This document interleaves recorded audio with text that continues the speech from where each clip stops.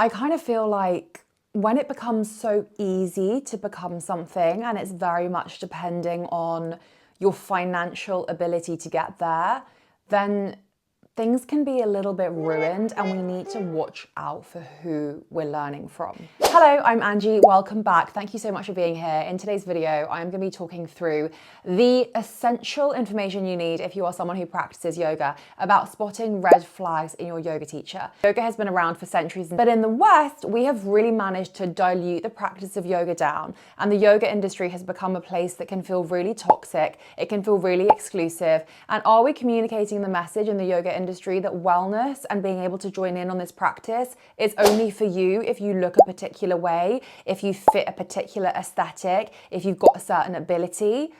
The answer is kind of yes, and I'm absolutely not here for it, which is why I run online yoga teacher trainings. It's why I do my online workshops, my in-person workshops, my in-person retreats, because I really want you to make sure that you're learning with authenticity and you're getting the most out of your practice. I want you to get what you paid for, essentially. So let's get straight into it. Let's go through the 5 key red flags that I want you to spot if you are a yoga teacher or if you're a student. Teacher that makes no adjustments. Let's break it down here. When I say adjustments, or we're talking about assists to the physical body or to the breath or to the mindset, if we're teaching movement, breath work, or a meditation class, I don't mean that these all have to be made physically. I'm not talking about a teacher who doesn't touch you, because that's got to come from you. More on that on the next red flag. Is the teacher in your class, or the teachers that you go to, giving you different variations and different options?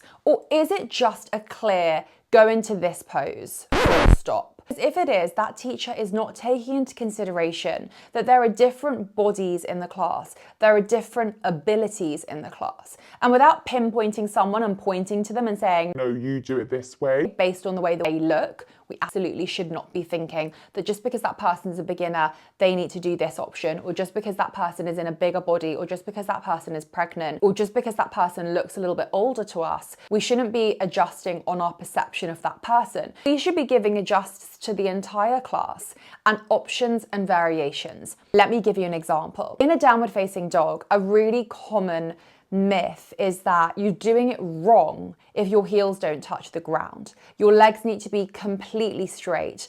Otherwise, you may as well not be in the class. It's the attitude and behavior that some teachers take that makes a student feel very much like they don't belong in the class and they're not good at it. What you should know if you are a yoga teacher is that most people that come to yoga already feel incredibly self-conscious about their flexibility, about their physicality. So we make it even more about the physical body by not giving the adjustments. For example, don't worry if your heels don't touch the ground. To deepen the stretch in the backs of the legs, work on drawing the heels towards the back of the ground. Maybe explore taking a bend in each of your knees and seeing how that feels. Giving options like that as you're cueing people to take breaths through their body is a really beautiful way to help the individual explore their body, explore how it sits and feels for them in the pose. If we're just cueing downward facing dog, I guarantee you there will be people that don't feel like they fit in. They're not sure if they're doing it right or not. And we need to just be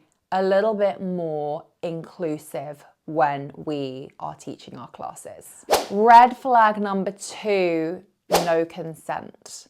This is a really big one, and I personally have been in yoga classes where a teacher has come up to me and without asking to touch my body, they have physically touched my body and pushed my knee in to the point where it has been painful. You know your body better than anybody else knows your body, and so as a yoga teacher, we should be asking at the beginning of our class, or if you forget, you can absolutely ask halfway through, to have consent before someone touches you. You might start people off in a class in child's pose with their arms extended in front of them. I start in that way, everyone's got their eyes closed and they're ready in the pose. Maybe halfway through my opening, I would say, I will be offering hands-on adjustments and assists today. If that's not for you, place one hand on top of the other. There's no explanation needed.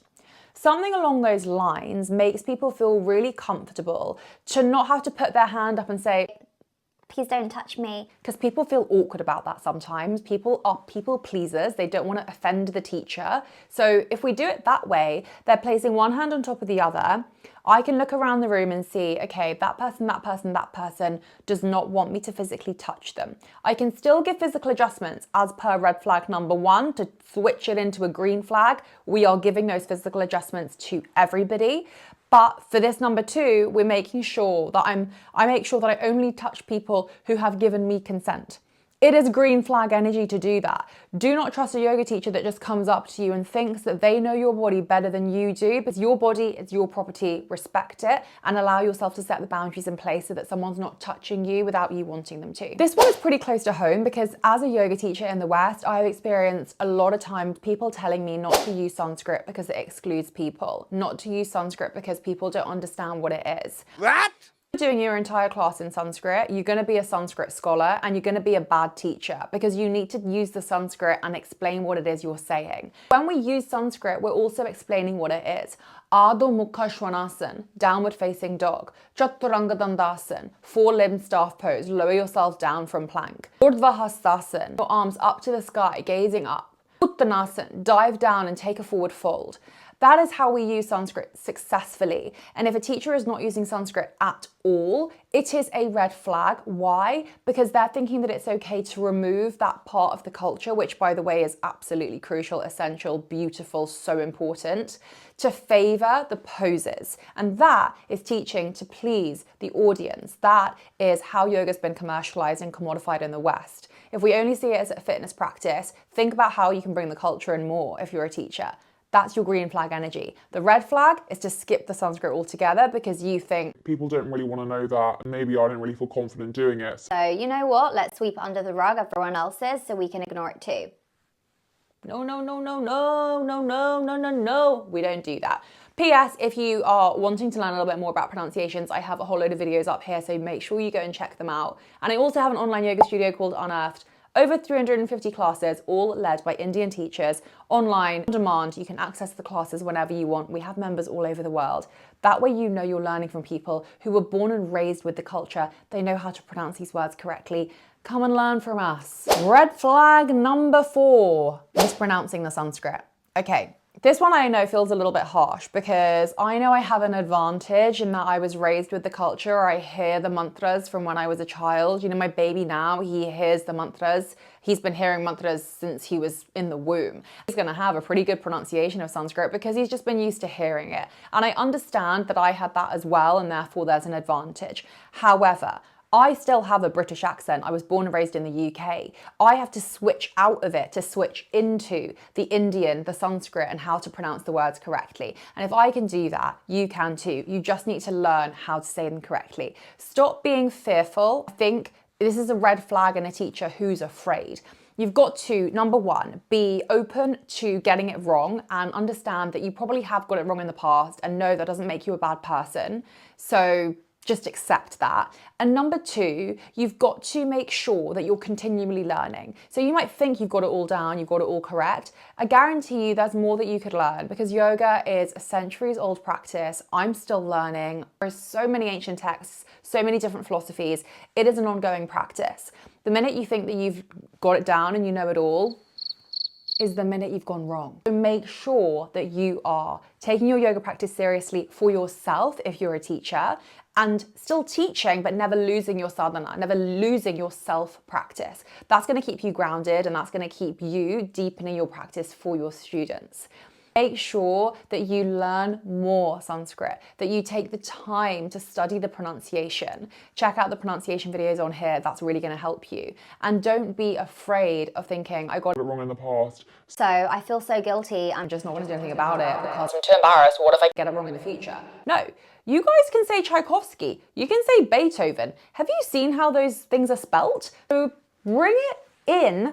If you really honor yoga and you love yoga, then make sure you respect its roots and the people who come from the practice. You'll be happy to know that this is the fifth and final red flag. I probably could go on for quite a while, but we'll keep it at number 5, and this is no focus on the breath. You're going to a class and your teacher is not focusing on your breathing, the prana, the life force energy, the vital energy that keeps you alive, your breath. It's actually really just so much more than your breath, but often it's translated as breath. Not focusing at all on breathing, then really what are you doing? And when I go to a yoga class and I hear people who are unintentionally holding their breath, or they're huffing and puffing as they move through poses, they've got no control over their breath. I can hear it in their mouths. They are trying so hard to get into a handstand that they're kind of winding themselves in the pose. They're trying to hold it so much that the breath is being held, and they come out and they're kind of huffing and puffing, and the whole body's put into a state of stress.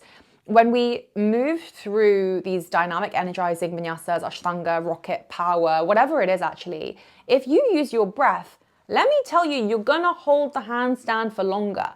If you use the breathing, you are going to be aware of your habits. So when you understand the breath is a gateway into my mind, it is showing me how I feel in my body. If I have a short, sharp breath, it means I'm a little bit more into a dysregulated nervous system. And I want to get it to slow down and be fuller so that I can calm myself down, because maybe I'm always in a state of stress. Maybe you notice that actually you hold your breath a lot. So what it will do first is the focus on the breath is not just for the alteration of the breath to get you to a clearer headspace and a more regulated nervous system and a more energized space or a calmer space, depending on where you want to go. The practice of breathing is to bring you to awareness as to what are my bad habits? How do I usually breathe? It's going to make you so aware of that. And only then can you make a change. So we're bringing ourselves into a greater state of awareness, a higher level of consciousness. The whole idea of yoga, get to a state of liberation eventually, but you can't get there until you're first self-aware. The breath is such a powerful way of doing that. And if your yoga teacher's not inviting you to that, I don't care if they're a breathwork teacher or not even allowing you to tune into your breath, which is a key part of yoga, then you've got red flag energy. Green flag energy, use the breath, follow the breath, come back to the breath, hold the breath, breathe out, take a big puff of breath in, hold, maybe a big release out. Maybe we play around with anulam vilom, alternate nostril breathing, brahmari, our bee buzzing breath, that nice humming breath. Learn and teach and grow. And if you don't know where to start, come over to Unearthed, learn from Indian yoga teachers, come and access all of our classes. Try some of my other classes on here. I always share free classes on YouTube. So the next thing you do is my 7-day reset and balance challenge, which is all movement focused, but you can see how I weave the philosophy in through the class. Green flag energy. There are lots more like this on my Instagram. I will tag it here. The information for everything I've talked about you will find in the description box. Thank you so much for being here, and I hope to see you soon. Bye.